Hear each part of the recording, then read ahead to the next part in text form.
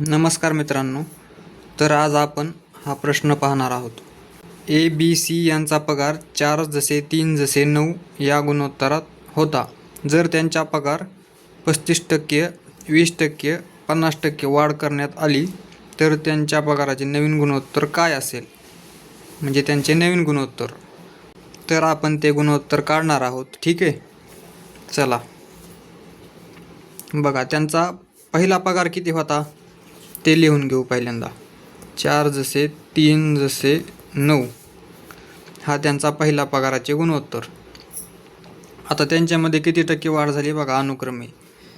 4मध्ये किती झाली? 35%, नंतर 20%, नंतर 50%.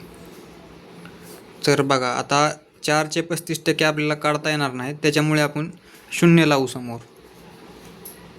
आता 4चे आपण करू 40, 3चे करू 30, 9चे करू 90.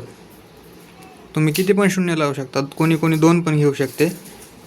तुमच्या मर्जीने किती पण घ्या. तर बघा आता 40चे 35% किती झाले? 40चे 35% झाले 14. तर बघा उत्तर किती आले? 54. आता नंतर 30चे 20% काढायचे. टोटल किती झाले? 36. आता 90चे 50% काढायचे. 45. किती झाले? 135. आता बघा ह्याला कितीने भाग जातो पूर्ण संख्येला? 6 9 54. इथे घेऊ आपण 6.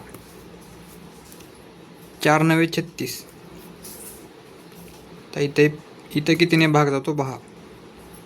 इथे जातो बघा 15 9 135.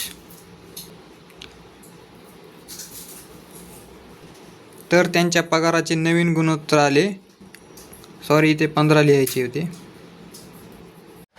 हे बघा, हे आले नवीन गुणोत्तर त्यांच्या पगाराचे. ठीक आहे, धन्यवाद.